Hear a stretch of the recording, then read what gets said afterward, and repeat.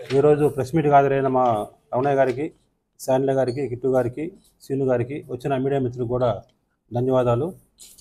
ఒంగోలు విషయానికి వస్తే ఈరోజు మన ఎమ్మెల్యే గారు, ఎంపీ గారు, మేయర్ గారు, మా కార్పొరేటర్లు, కమిషనర్ గారు, సిబ్బంది కూడా ఒంగోలు నగరాన్ని ప్రజల సమస్యలన్నీ తీర్చే విధంగా, సర్వాంగ సుందరంగా తీర్చిదిద్దే విధంగా కూడా ఎంతో కృషి చేసే సంగతి మనం చూస్తున్నాం.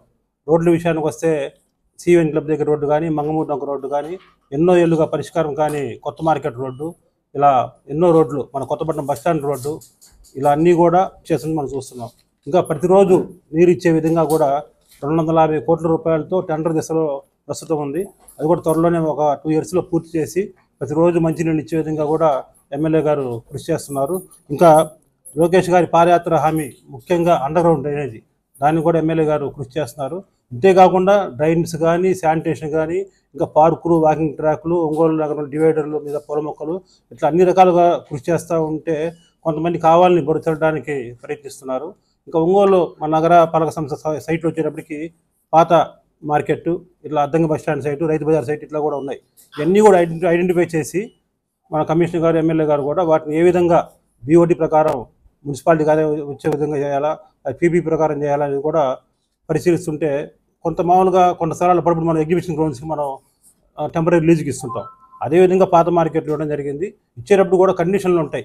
దాని అవసరమైతే మేము మళ్ళీ హ్యాండ్ ఓవర్ చేసుకొని మేము పర్మనెంట్గా స్ట్రక్చర్కి వెళ్తాం అనే దాని మీద. అదేవిధంగా జరిగిన పాత మార్కెట్ దాన్ని ఈరోజు కొంతమంది కార్పొరేటర్లు జేసీ గారికి కంప్లైంట్ చేయడం జరిగింది. అన్యాక్రాంతం చేస్తున్నారు 100 కోట్ల రూపాయల స్థలాన్ని అనేది. ఇవన్నీ కూడా అపోహలు సృష్టించొద్దు. ఒంగోలు నగర అభివృద్ధిలో ఎమ్మెల్యే గారితో పాటు మా పాలకవర్గం చేస్తున్న కృషికి అందరూ కూడా సపోర్ట్ చేసి ఇంకా తగిన సలహాలు ఇస్తే మేము ఇంకా డెవలప్మెంట్ చేస్తామని చెబుతూ నేను సెలవు తీసుకుంటాను. ప్రతినిధులకు అందరికీ నా నమస్కారాలు. మీకు తెలుసు, కూటమి ప్రభుత్వం అధికారంలోకి వచ్చి సంవత్సరం కాలం అయింది. ఈ సంవత్సరం కాలంలో ఒంగోలు నగరం ఏ విధంగా అభివృద్ధి చెందుతుందో, ఒంగోలు నగరాన్ని ఒక బెంగళూరు నగరం గాను, బెంగళూరు నగరం గాను, మరి ఈ మన తిరుపతి కార్పొరేషను, లేకపోతే Guntur corporation, Vijayawada corporation, Visakhapatnam corporation, ఆ విధంగా అభివృద్ధి చేయాలనే ఉద్దేశంతో గౌరవనీయులు ఒంగోలు శాసనసభ్యులు శ్రీ దామచంద్ర జనార్దన్ రావు గారు ఇటువంటి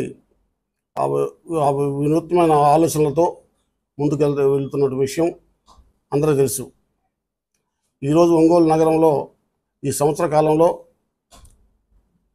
రోడ్లు కానీ, డ్రైన్స్ కానీ, అటు పైప్ లైన్స్ కానీ, అదేవిధంగా బ్యూటిఫికేషన్, మన డివైడర్స్ బ్యూటిఫికేషన్ చేయటం కానీ, పార్కులు కానీ ఏ విధంగా అభివృద్ధి చెందుతున్నాయో అందరూ తెలిసిన విషయమే. అయితే ఇప్పుడు ఒకటే, కూటమి ప్రభుత్వం ఎప్పుడు ప్రజల ఆస్తులు, ప్రభుత్వ ఆస్తులు కానీ, అంటే ప్రభుత్వ ఆస్తులు అంటే అది ప్రజలకు సంబంధించిన ఆస్తులు, వాటిని అన్యాక్రాంతం చేయాలనే ఉద్దేశంతో ఎప్పుడు లేదు. ఈ పాత మార్కెట్ దగ్గర ఉన్నటువంటి ఆ స్థలములో ఒక 140 చదరపు మీటర్లు విస్తీర్ణం గల స్థలాన్ని మీరు ఎప్పుడు చెప్తే అప్పుడు మేము ఖాళీ చేసే పద్ధతిన వారికి ఇవ్వటం, కార్పొరేషన్ వారికి ఇవ్వటం జరిగింది తాత్కాలిక పద్ధతి మీద. అది కూడా ఎప్పుడు మనకి అవసరమైతే అప్పుడు వాళ్ళు ఖాళీ చేసే వెళ్ళే విధంగా దాన్ని ఏదో 100 కోట్ల రూపాయలు స్థలాన్ని రద్దు చేసినట్టుగా, అక్కడేదో జరిగినట్టుగా దాన్ని జాయింట్ కలెక్టర్ గారికి మన ప్రతిపక్షం కార్పొరేటర్లు, కోఆపరేషన్ సభ్యులు వెళ్ళి రిప్రజెంటేషన్ చేయటం అనేది ఏదైతే ఉందో అది చాలా దారుణమైన విషయం. అలాగా అసలు అక్కడ స్థలం 140 చదరపు మీటర్లు స్థలాన్ని వారికి ఇవ్వడం జరిగింది. ఆ స్థలంలో కండిషన్స్ కూడా చూడండి మీరు. ఇటు ఏ కండిషన్స్లో ఏమేమి కండిషన్స్ పెట్టడం జరిగిందో, ఏ కండిషన్స్ ప్రకారం వారికి ఇవ్వడం జరిగిందో మీరు చూడండి. క్లియర్గా ఉంది. ఎప్పుడు ప్లాన్ నందు చూపడిన కొలతలకు లోపల మాత్రమే ఏర్పాటు చేసుకున్న వాళ్ళను, సదరు స్థలం నందు జారీ చేయబడిన అనుమతి కేవలం తాత్కాలికమైనది కావున సదరు స్థలము నందు ఎటువంటి నిర్మాణం నిర్మించరాదు. ఏ కారణం చేతనైనా జారీ చేయబడిన అనుమతులను రద్దు చేయుటకు ఎగ్జిక్యూటివ్ అథారిటీ వారికి పూర్తి అధికారం కలదు అని 3 పాయింట్స్ తోటి వారికి లెటర్ ఇవ్వడం కూడా జరిగింది. కానీ ఇప్పుడు అక్కడ దీనికి విరుద్ధంగా నిర్మాణం జరుగుతుందని తెలిసి దాన్ని ఆఫ్ చేయించడం జరిగింది. వాటిని తొలగించడం కూడా జరుగుతుంది. వారికి ఇచ్చిన రద్దును కూడా, వారికి ఇచ్చినటువంటి తాత్కాలిక మన అనుమతిని కూడా రద్దు చేయడం జరుగుతుంది. కాబట్టి దీని మీద ప్రజలు ఎటువంటి అపోహలకి లోను కాకుండా ఉండాలని చూస్తున్నాను, లోను కాకుండా ఉండాలని భావిస్తున్నాను. కాబట్టి ఏదైనా గత ప్రభుత్వంలో ఏం జరిగిందో అందరూ తెలుసు. ఈ ప్రభుత్వంలో, కూటమి ప్రభుత్వంలో ఏం జరుగుతుందో ప్రజలందరూ తెలుసు. అందరూ ప్రశాంతంగా వాతావరణంలో అందరూ సంతోషంగా జీవిస్తున్నారు. గత ప్రభుత్వంలో ఏ విధంగా భయభ్రాంతులకు గురై ఏ విధంగా ప్రాణాన్ని గుప్పెట్లో పెట్టుకొని బతికారో ప్రజలందరికీ కూడా తెలుసు.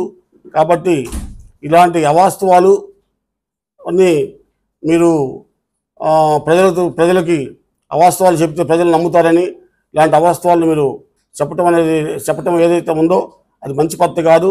ఇకనైనా అవాస్తవాలను మీరు మానుకొని ఏదైనా వాస్తవాలను మీరు ప్రజల దృష్టికి తీసుకెళ్లాల్సిందిగా నేను ఈ సందర్భంగా కోరుతున్నాను.